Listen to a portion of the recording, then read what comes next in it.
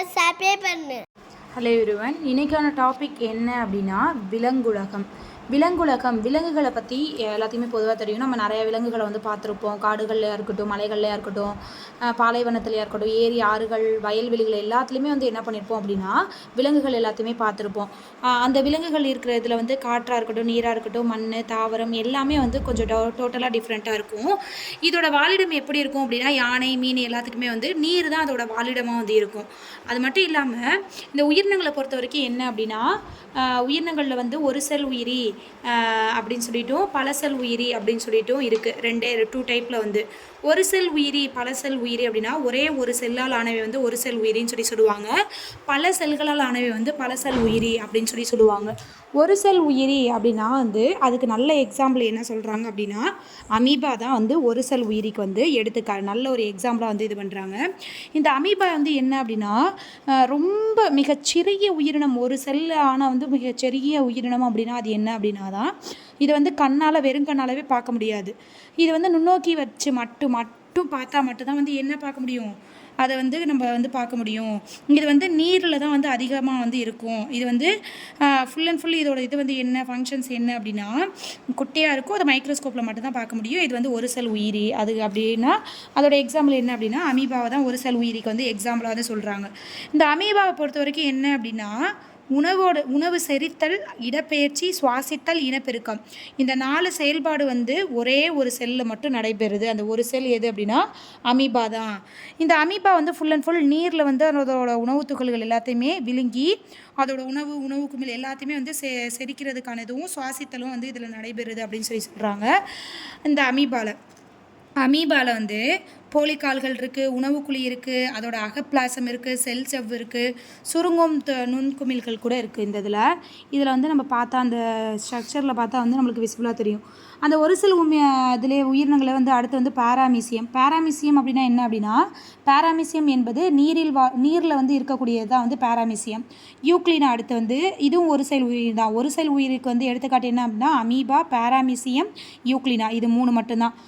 இந்த இதில் வந்து அடுத்து வந்து என்ன சொல்கிறாங்க அப்படின்னா பலசல் உயிரி அப்படின்னா அதுக்கு வந்து என்ன வந்து நல்ல ஒரு எக்ஸாம்பிளாக வந்து சொல்கிறாங்க அப்படின்னா பலசல் உயிரியை பொறுத்த வரைக்குமே வந்து எல்லாமே வரும். பலசல் உயிர்கள், விலங்குகளும் வருவோம், மனிதர்களும் வருவோம், எல்லாத்துமே தாவரங்கள், விலங்குகள், அது மாதிரி நிறைய விதமான இது வந்து பலசல் உயிரில் வரும்.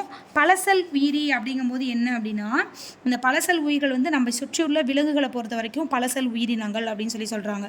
இந்த பலசல் உயிரினங்கள் அப்படின்னா அதோட தொகுப்பு அல்லது உறுப்பு, இது மூலம் மட்டும்தான் நடைபெறும். எப்படி அப்படின்னா உறுப்பு, தொகுப்பு அப்படின்னா என்னென்ன அது மூலியமாக மட்டும்தான் பலசல் உயிரி வரும். அப்படின்னா என்ன அப்படின்னா எடுத்துக்காட்டு வந்து ஜெல்லி ஃபிஷ், மண்புழு, அடுத்து வந்து நத்தை, மீன், தவளை, பாம்பு, புறா, புலி, குரங்கு மற்றும் மனிதன், இவங்க எல்லாமே வந்து என்னதான் அதாகும் பலசல் உயிரி. ஒரு செல் உயிரினா சிங்கிள் இதில் தான் இருக்கும். ஆனால் பலசல் உயிரியை பொறுத்த வரைக்கும் நம்ம ஹியூமனாக இருக்கட்டும், பேர்ட்ஸாக இருக்கட்டும், இன்செக்ட்ஸாக இருக்கட்டும், அனிமல்ஸாக இருக்கட்டும், அக்வாட்டிக்ஸாக இருக்கட்டும், எல்லாமே வந்து பலசல் உயிரினங்களுக்கு வந்து நல்ல ஒரு எக்ஸாம்பிள்ஸாக வந்து இருக்குது. அடுத்து வந்து விலங்குகளின் தகவமைப்பு. விலங்குகளை பொறுத்த வரைக்கும் எப்படி வந்து அதோட தகவமைப்பு இருக்குது அப்படின்னா விலங்குகள் அப்படிங்கும்போது என்னென்னலாம் வரும் அப்படின்னா தாவரங்கள் வரும், விலங்குகள் எல்லாமே வந்து இருக்கும் விலங்கினங்களோட அமைப்பில். மீனை பொறுத்த வரைக்கும் என்ன அப்படின்னா மீனோட தலையாக இருக்கட்டும், உடலாக இருக்கட்டும், அதோட வால் பகுதியாக இருக்கட்டும், படகு மாதிரி வால் பகுதி இருக்கும். அதில் வந்து சுவாசித்தல் எல்லாமே வந்து தண்ணிக்குள்ளே வந்து இதாகும். அதோட செதில் பகுதிகள் வந்து சிறப்பாக அமைஞ்சிருக்கும். அதுக்கு துடுப்பு இருக்கும். அது கண், வாய், தலை எல்லாமே வந்து இருக்கும். அதோட துடுப்பை வந்து திசைக்கு திருப்பும் இது மாதிரி வந்து ஒரு துடுப்பு மாதிரி வந்து பயன்படுத்தி அதோட உடல்நிலை வந்து ஒரு சமநிலையில் வைக்கிறதுக்கு வந்து மீன் இதாகுது. தவளையை பொறுத்த வரைக்கும் என்ன அப்படின்னா இது நீரில் இருக்கும், நிலத்திலே இருக்கும். ரெட்டை வாழ்க்கை முறை வந்து இந்த தவளைக்கு வந்து இருக்குது. இது வந்து என்ன அப்படின்னா முதிர்ந்த உயிர்நிலை தோலும் இருக்குது, வாய் குமிழி இருக்குது, நுரையீரல் மூலம் வந்து சுவாசித்தல் நடைபெறுது. அடுத்து வந்து பல்லியை பொறுத்த வரைக்கும் இது வந்து என்ன பண்ணும் அப்படின்னா கை, கால், கண், இமைகள் எல்லாமே வந்து இந்த பல்லிக்கு இருக்கும். காது இருக்கும். பாம்பு, இந்த காது திறப்பு வந்து பாம்புகள்லேருந்து வேறுபடுது. கொஞ்சம் பாம்பு இல்லாமல் அதுலேருந்து சற்று வந்து வேறுபடுதுன்னு சொல்கிறாங்க.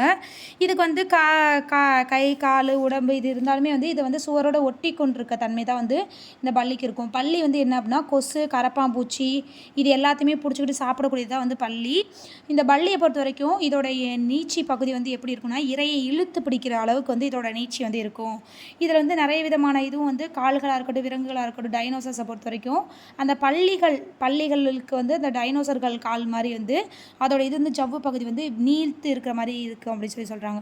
அடுத்து வந்து பறவைகளை பொறுத்த வரைக்கும் எப்படி அப்படின்னா அதோட ஐக்யூ பவர் வந்து எப்படி இருக்குது அப்படின்னா 2 கண்களையுமே வெவ்வேறு பொருள்களை வந்து காணக்கூடிய ஒரு கெப்பாசிட்டி வந்து பறவைகளுக்கு இருக்குது. அதான் இது வந்து இருவிழி பறவைகள் அப்படின்னு சொல்லுவாங்க.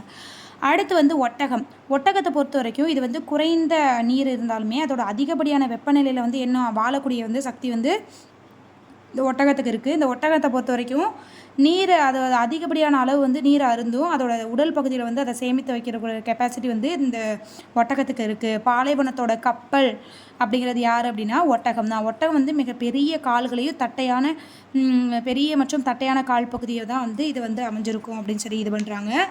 இந்த இதில் வந்து ஒட்டகம் வந்து எப்படி இருக்கும் அப்படின்னா அதோட ஃபங்க்ஷன்ஸை பொறுத்த வரைக்கும் நிறைய விதமான நீரை வந்து சேமித்து வைக்கிறதுக்கான கெப்பாசிட்டி வந்து எங்கே இருக்கும் அப்படின்னா அதோட உடல் பகுதிகளில் ஒட்டகம் வந்து குறைந்த அளவு சிறுநீரை மட்டும்தான் வந்து என்ன பண்ணும்னா வெளிப்படுத்தும்.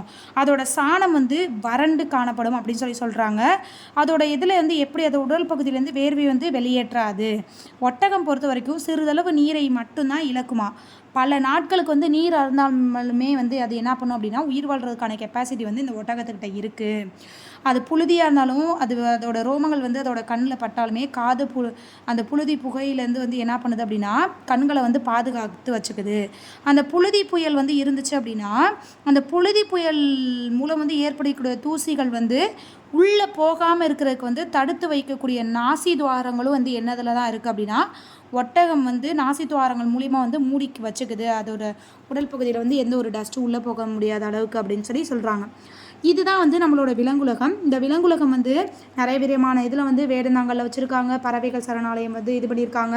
விலங்குகள் சரணாலயம் கூட வச்சு பாதுகாக்கிறாங்க. ஒவ்வொரு பருவத்துலேயும் வந்து இந்த பறவைகளாக இருக்கட்டும் விலங்குகளாக இருக்கட்டும் எப்படி வந்து அதோட ஸ்டேஜுக்கு ஏற்றாப்புல வந்து இருக்குது, அதோட பருவநிலைகள் வந்து எப்படி மாறிக்கிட்டே போயிட்டுருக்கு அப்படிங்கிறது தான் வந்து இந்த ஹோல் ஆஃப் த லெசன்ஸில் வந்து சொல்கிறாங்க. இன்னும் வந்து இதில் வந்து நிறைய விதமான முக்கியமான கொஷின்ஸாக இருக்கட்டும், இன்னும் எக்ஸ்ட்ரா வந்து உங்களுக்கு ஒரு இம்பார்ட்டண்டான நியூஸஸாக இருக்கட்டும் அதை வந்து நான் ஷார்ட்ஸில் அப்லோட் பண்ணுறேன். தேங்க்யூ.